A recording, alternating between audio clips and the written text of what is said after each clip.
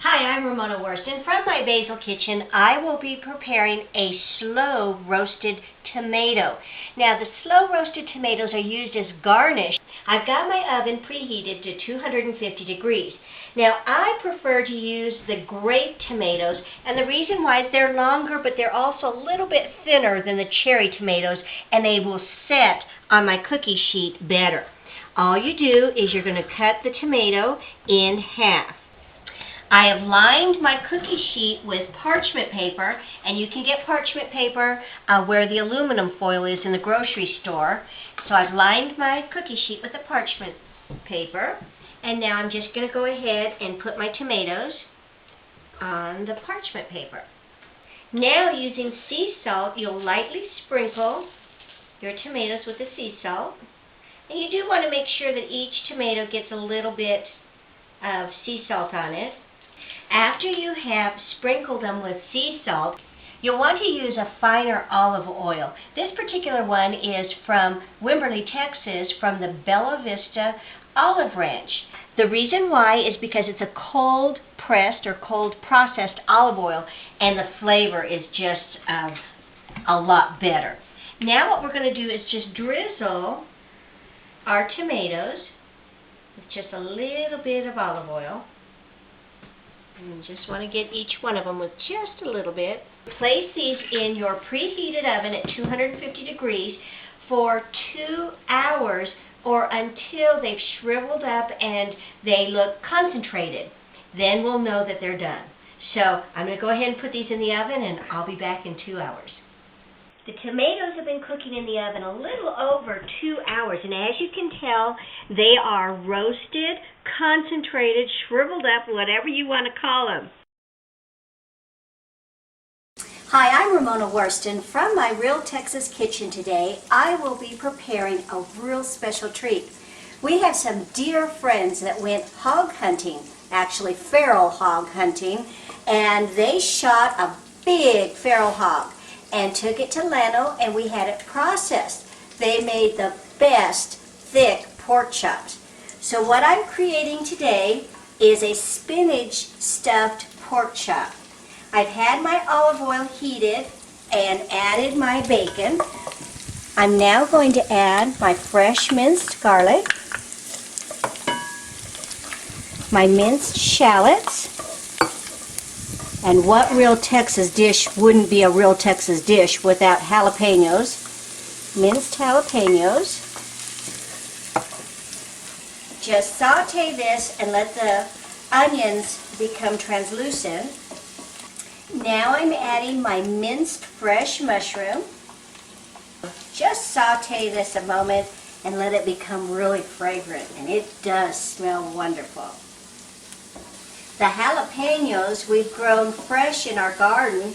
Every year we have a pepper garden, and it's just full of jalapeños, and they usually start producing late summer, early fall. Well, this year I went ahead and dug up a couple of the jalapeno plants, put them in my greenhouse. Now, you may not know this, but a jalapeno plant is a perennial, so you can continue to grow the jalapeno plant and just cut it down, cut it back, and it'll continue to produce until one day it doesn't. I believe I had my jalapeno plant now for 3 years, and it's still going really strong. But I do keep it in the greenhouse during the winter, and then we put it out in the spring. And then during the summer, it doesn't really produce when it's real hot. So usually I move it back into the greenhouse with the air conditioner. I'm going to go ahead and add my spinach. I have chopped my spinach. The only reason I chop my spinach is it's a little bit easier to work with when you're stuffing a pork chop. And you just add it a little bit at a time. And then once it goes down a little bit, then you go ahead and add some more. Now we're going to add some kosher salt and some fresh ground black pepper, a little bit fresh ground nutmeg, the fresh basil, and the basil, of course, because I have ramonasbasilgarden.com, the basil is fresh out of my greenhouse.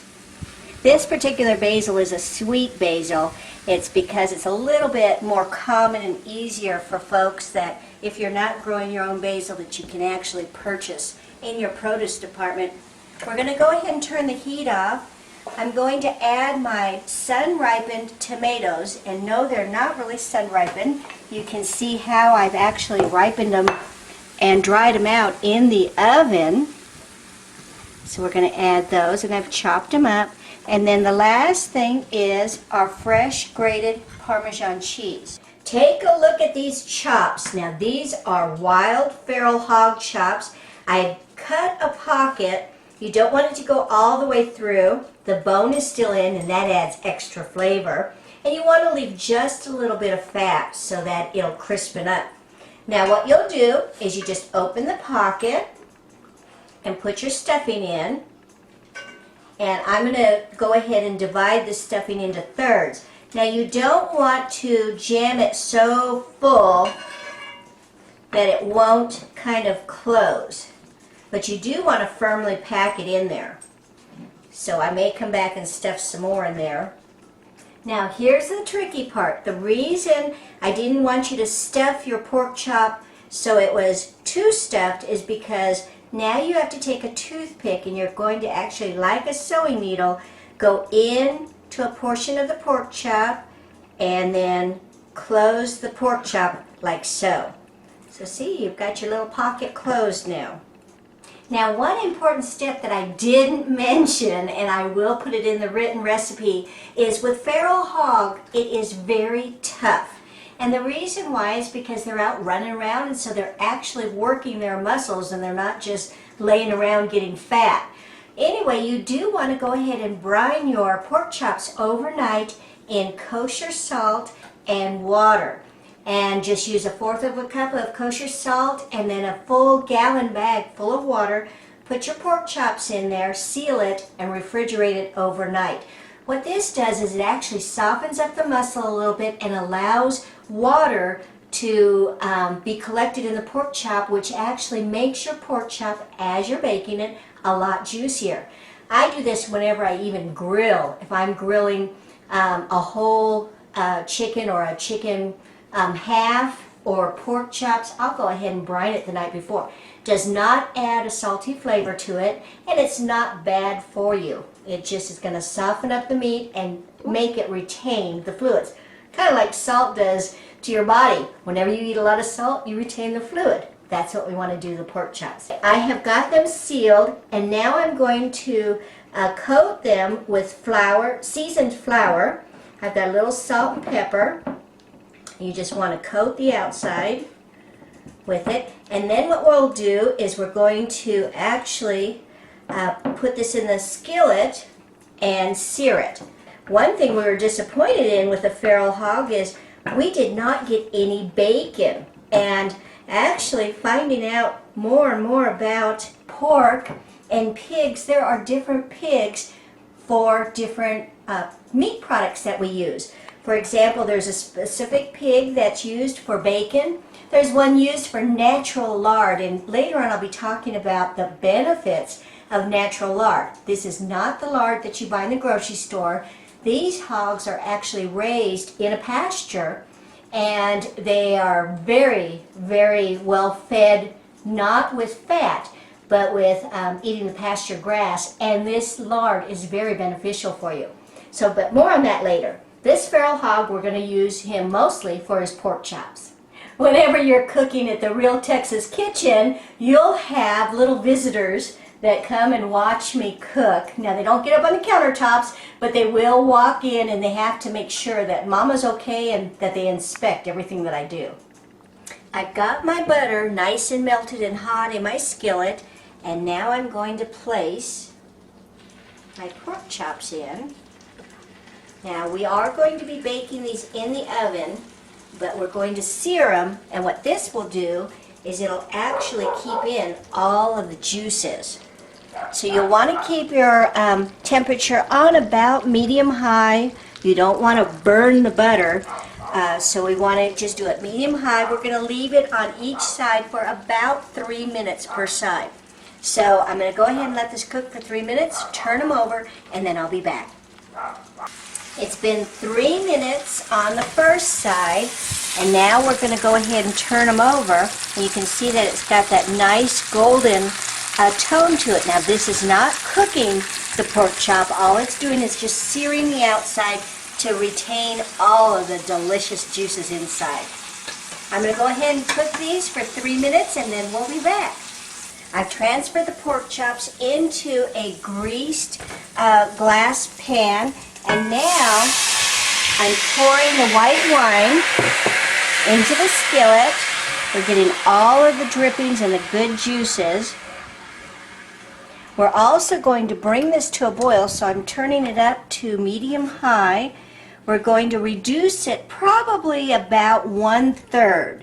You don't need it to get thickened or anything, but what we're doing is we're just trying to get all the flavors to be fused into the wine. Then we're going to go ahead and pour the wine over the pork chops. I have my oven preheated to 350 degrees. We're going to put aluminum foil over the pork chops and bake them 1 hour, and then take the aluminum foil off and bake it for 15 more minutes. With this particular dish, in the meantime, I'm going to make real Texas cowboy risotto. We're going to have risotto going along with these pork chops, so yummy! And you can always find the recipe on the blog. I've poured the white wine mixture over the pork chops, and now I'm going to cover it tightly with foil. And again, put it in my preheated oven of 350 degrees. We're going to bake this for 1 hour, and then we'll be back when I take off the foil. We've baked our pork chops now for 1 hour covered. I've removed the covering, and now we're going to bake them 15 more minutes in the oven at 350. So as soon as they're finished, I'll be back and we'll plate them up.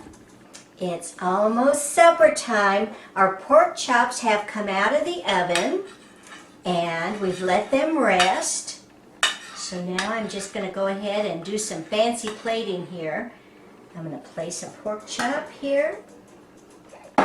And now I went ahead, and the white wine mixture that the pork chops cooked in the oven, I've gone ahead and reduced it. So I'm going to just go ahead and put just a little bit over the pork chop like so. I've got an avocado here that I have sliced, and we're just going to use this as garnish. And we'll just place just a couple little strips like so. And then I've made my real Texas cowboy risotto. We're going to just put that on the plate. And there you have it. I'm Ramona Werst, and from my Real Texas kitchen, this is my spinach stuffed feral hog pork chop with cowboy risotto.